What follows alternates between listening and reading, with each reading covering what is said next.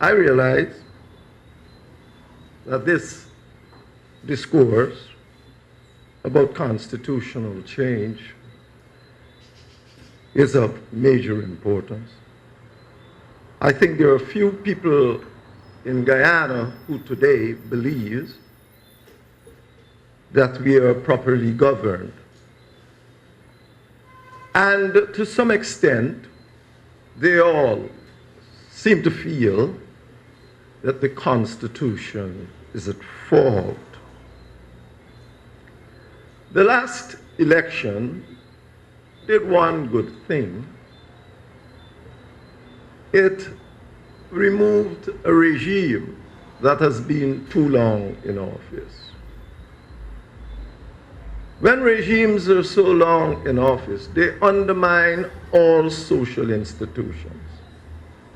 Particularly, of course, if it appears that they can never be removed from office or voted out of office. People in all areas of life start to succumb just merely to survive. Where we stand today after the last elections don't offer much of a hope for constitutional change as we stand now. Two-thirds majority in Parliament is hard to get. Even if you could have changed the article, I think 164 by referendum, I think you could, at least on my reading, which says how you change the Constitution. Even if you could have done that and facilitate the kind of changes you actually want, I doubt that any government would call, this government particularly, would call any referendum anytime soon. The majority is too slim. A referendum and you lose it, you become lame duck for the rest of the time. Certainly. So that would not be happening. I have spent much of the last 3 years writing about the need for constitutional reform to remove ourselves from the barnacle of dominance in our political system. We've had nearly 3 decades of PNC's dominance, and we had 23 years of PPP's dominance. And that has taken us absolutely nowhere. In the book you saw outside is essentially an argument designed for this very purpose, designed to facilitate discourse. I'm not particularly right on that. I would like to think I make some little contribution, though, to the kind of discourse that should take place. There are 2 kinds of people seeking constitutional change in Guyana. For the sake of discourse, I'll call them the minimalist and the maximalist, for instance.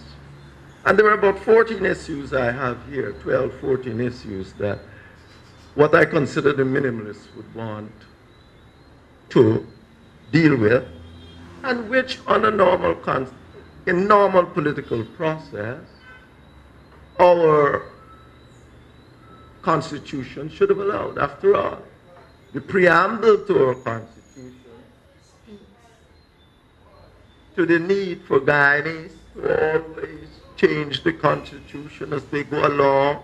It speaks to it.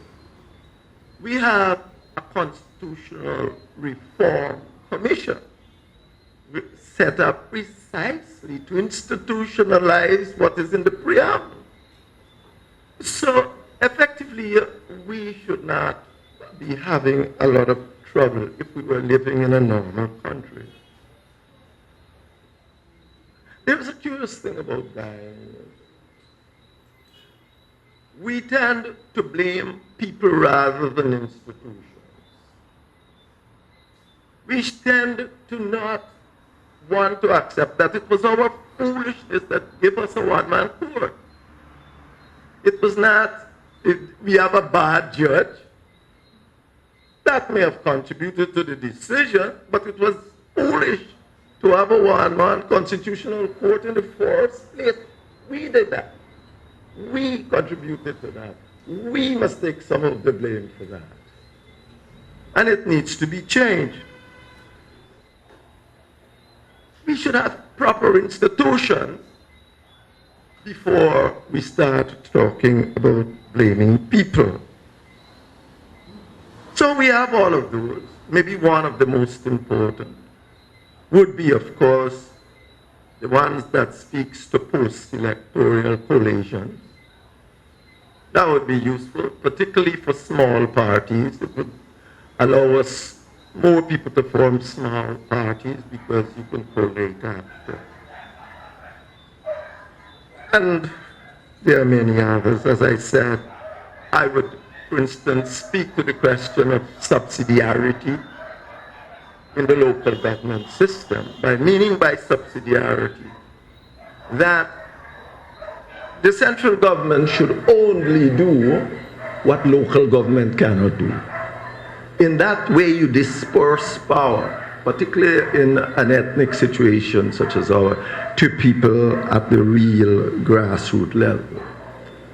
We have the question of the list system. I'm calling these minimalist changes in normal conditions. You have the question of the list system. I don't know, I've never certain which one is it. The list should be more closed. I normally think it's closed. You should close the list.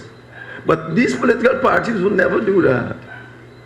Because if you have a closed list system and they put up the list, they are saying, if I get 10 seats in parliament, these are the 10 people that will go to parliament. You are telling people that beforehand. And therefore, it might be problematic to get them to do any such thing. You need constituency represented by MPs that are independent of the political parties. So we should change the electoral system. Well, no, we should.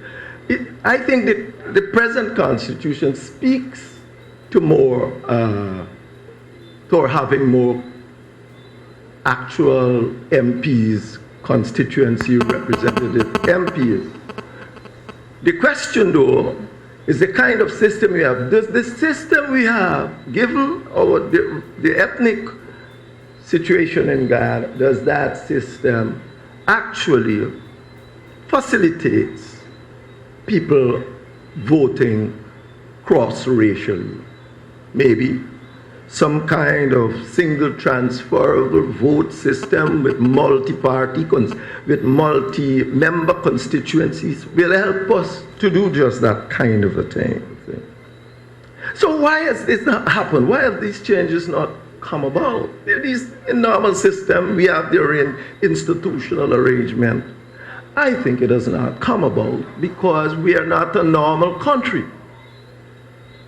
We live in what I call a bicommunal society in which two large ethnic groups continue to struggle for power. Ethnic, remember I didn't say racial, ethnic groups continue to struggle for power. And it is difficult in a bicommunal society for you to have any kind of consensus across issues. Ethnic mobilization, ethnic entrepreneurship, the literature calls it. We see we always had that, of course, but we had it at the bottom house. That you have all these people on both sides going and say, don't vote for the coolie man, don't vote for the black man. They always been doing that for the longest while. I believe myself that if we are to move on, we have to do two things, at least two things. There might be more. There might be more. Firstly, we have to set up an arrangement because it's the elites that are doing this. It's the elites that are driving this. Let's not fool ourselves. We need to set up an arrangement at the governmental level for elite cooperation. where we'll find the elites going to cooperate. If you want to call it national unity government, shared governance, call it what you like.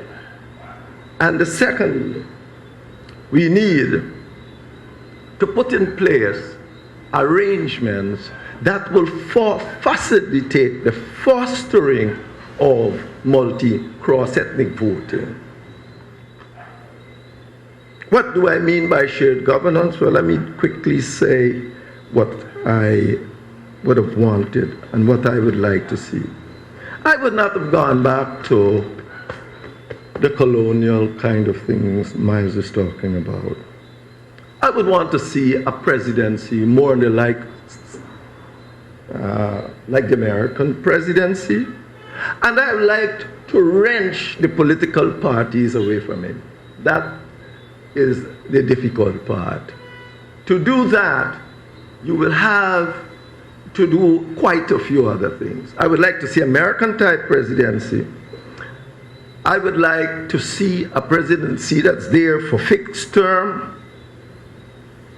I would like a presidency that, in our context here now, that must facilitate the kind of shared governance, let's say,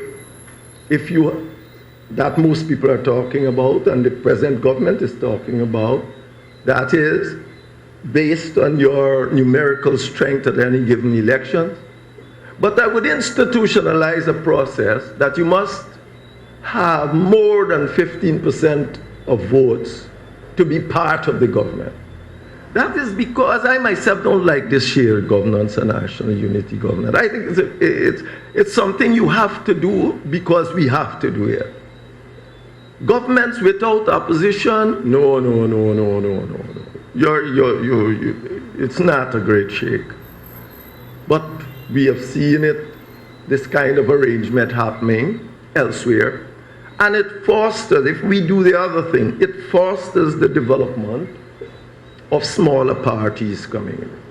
So I like to see that our system says that anyone who wins the election must share the executive on based on numerical strength at the given election. But the point is that we need to sit and have discourses around these kinds of issues. In terms of other mechanisms, one of them a referendum, for instance, and all of that. Normally in any country, and that's why referendums are rare, 2/3 majority would be easier to get perhaps than a referendum. In our country, it is better you perhaps go for a referendum and bypass the two parties. You might muster something. Here, 2/3 majority, you're not getting it. We need to look at all these matters. I'm not saying, I'm not putting forward anything here that is in stone. Over the years, I have looked at this in various ways, and I've tried to come up with an arrangement that I believe would lead to ethnic cooperation and the gradual transformation of ethnic voting. Thank you very much.